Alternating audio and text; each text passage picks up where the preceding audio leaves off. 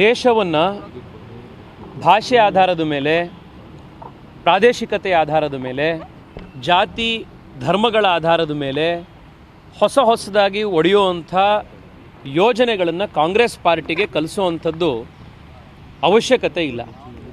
ದೇಶವನ್ನು ಬೇರೆ ಬೇರೆ ರೀತಿಯಲ್ಲಿ ಒಡೆಯೋದರಲ್ಲಿ, ಆ ರೀತಿಯ ವಿಚಾರಗಳನ್ನು ಪ್ರಸ್ತಾಪ ಮಾಡೋದರಲ್ಲಿ ಕಾಂಗ್ರೆಸ್ ಪಾರ್ಟಿ ಭವ್ಯ ಇತಿಹಾಸವನ್ನು ಹೊಂದಿರುವಂಥ ಪಾರ್ಟಿ.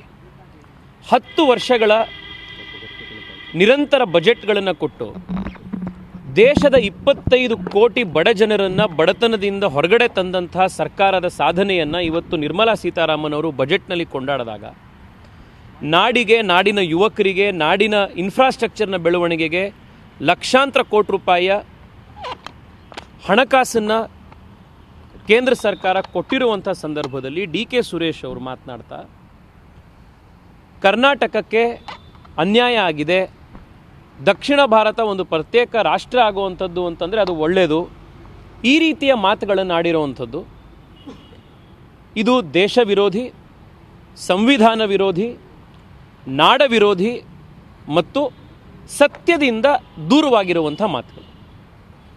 ಡಿ.ಕೆ. ಸುರೇಶ್ ಅವರು ವೈಯಕ್ತಿಕವಾಗಿ ನಾನು ಭಾಳ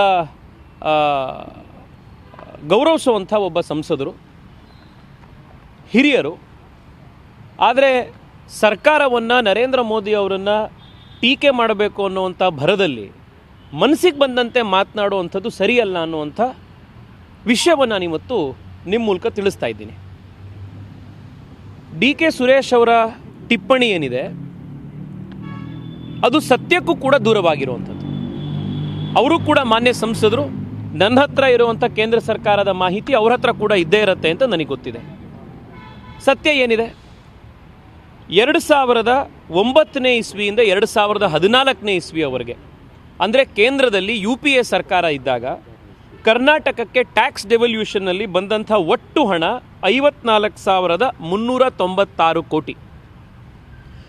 UPA ಸರ್ಕಾರದ 5 ವರ್ಷದಲ್ಲಿ ರಾಜ್ಯಕ್ಕೆ ಬಂದಂಥ ಟ್ಯಾಕ್ಸ್ ಡೆವಲ್ಯೂಷನ್ ಅಮೌಂಟು 54,396 ಕೋಟಿ. ಕರ್ನಾಟಕದಲ್ಲಿ ನರೇಂದ್ರ ಮೋದಿ ಸರ್ಕಾರ ಬಂದಾದ ನಂತರ ಟ್ಯಾಕ್ಸ್ ಡೆವಲ್ಯೂಷನ್ ಆಗಿ ಬಂದಿರುವಂಥದ್ದು 1,35,000 ಕೋಟಿ. ಅಂದರೆ 148% ಇನ್ಕ್ರೀಸು ಕರ್ನಾಟಕಕ್ಕೆ 2009-2014ಕ್ಕೆ ಕಂಪೇರ್ ಮಾಡಿದ್ರೆ ಆಗಿದೆ. ಇನ್ನು ರೈಲ್ವೆ ಬಜೆಟ್ನಲ್ಲಿ ನೀವು ಗಮನಿಸಿದ್ರೆ ಕರ್ನಾಟಕಕ್ಕೆ UPA ಅವಧಿಯಲ್ಲಿ ಎಷ್ಟು ದುಡ್ಡು ಬರ್ತಾ ಇತ್ತು ಮತ್ತು ಇವಾಗ ಎಷ್ಟು ಬರ್ತಾ ಇದೆ ಅಂದರೆ ಸುಮಾರು 170% ರಾಜ್ಯಕ್ಕೆ ನರೇಂದ್ರ ಮೋದಿ ಸರ್ಕಾರದ ಅವಧಿಯಲ್ಲಿ ಜಾಸ್ತಿ ಆಗಿದೆ. ಕರ್ನಾಟಕಕ್ಕೆ ಸೆಂಟ್ರಲ್ ಯೂನಿವರ್ಸಿಟಿ ಗ್ರ್ಯಾಂಟ್ಸ್ ಇರ್ಬೋದು, ಸೆಂಟ್ರಲ್ ಯೂನಿವರ್ಸಿಟಿಯ ಸ್ಥಾಪನೆ ಇರ್ಬೋದು, ಧಾರವಾಡದಲ್ಲಿ IIT ಇರ್ಬೋದು, ಬೆಂಗಳೂರಿನಲ್ಲಿ ನಿಮಗೆ ಮೆಟ್ರೋ ಕಾಮಗಾರಿ ಇರ್ಬೋದು, ಏರ್ಪೋರ್ಟ್ ಇರ್ಬೋದು, STRR ಇರ್ಬೋದು, ಹೀಗೆ ಸುಮಾರು 6 ಲಕ್ಷ ಕೋಟಿ ರೂಪಾಯಿಯ ಬೇರೆ ಬೇರೆ ಕಾಮಗಾರಿಗಳು ಕೂಡ ಕರ್ನಾಟಕದಲ್ಲಿ ಇವತ್ತು ನಡೀತಾ ಇದೆ. ಈ ಎಲ್ಲವೂ ಕೂಡ ನರೇಂದ್ರ ಮೋದಿ ಸರ್ಕಾರದಲ್ಲಿ ಆಗ್ತಾ ಇರುವಂಥದ್ದು.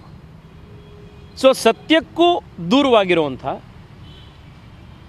ಕುವೆಂಪು ಅವರು ಯಾವ ಭಾರತ ಜನನಿಯ ತನುಜಾತೆ ಜಯ ಹೇ ಕರ್ನಾಟಕ ಮಾತೆ ಅಂತ ನಮಗೆಲ್ರಿಗೂ ಮಾರ್ಗದರ್ಶನ ಮಾಡಿದ್ರು ಅಂತ ರಾಷ್ಟ್ರಕವಿ ಕುವೆಂಪು ಅವರ ಆಶಯಗಳಿಗೆ ವಿರುದ್ಧವಾಗಿ, ಬಾಬಾ ಸಾಹೇಬ್ ಅಂಬೇಡ್ಕರ್ ಬರೆದಂಥ ಸಂವಿಧಾನದ ಐಕ್ಯತೆ, ಸಮಗ್ರತೆ, ಅಖಂಡತೆಯ ವಿರುದ್ಧವಾಗಿ,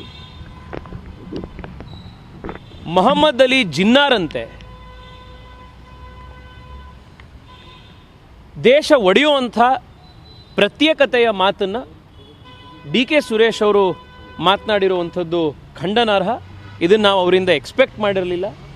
ಸತ್ಯ ಆಧಾರಿತವಾದಂಥ ಟಿಪ್ಪಣಿಯನ್ನು ಮಾಡಿದ್ರೆ ಅದಕ್ಕೆ ಸ್ವಾಗತ ಮಾಡುವಂಥ ಸರ್ಕಾರ ಮತ್ತು ಪಾರ್ಟಿ ಭಾರತೀಯ ಜನತಾ ಪಾರ್ಟಿಯದ್ದು. ಒಂದು ಕಡೆ ರಾಹುಲ್ ಗಾಂಧಿ ಭಾರತ್ ಜೋಡೋ ಅಂತ ಒಂದು ಕಡೆ ಅವರು ಪಾದಯಾತ್ರೆ ಮಾಡ್ತಾಯಿದ್ರೆ, ಭಾರತ್ ಜೋಡೋ ಅಸಲಿಯತ್ತೇನು ಅನ್ನುವಂಥ ಭಾರತ್ ತೋಡೋ ಮಾತನ್ನು ಇವತ್ತು ನಾವಿಲ್ಲಿ ಡಿ.ಕೆ. ಸುರೇಶ್ ಅವರು ಮಾತನಾಡಿರೋದ್ರಲ್ಲಿ ನಾವು ನೋಡಿದ್ದೀವಿ.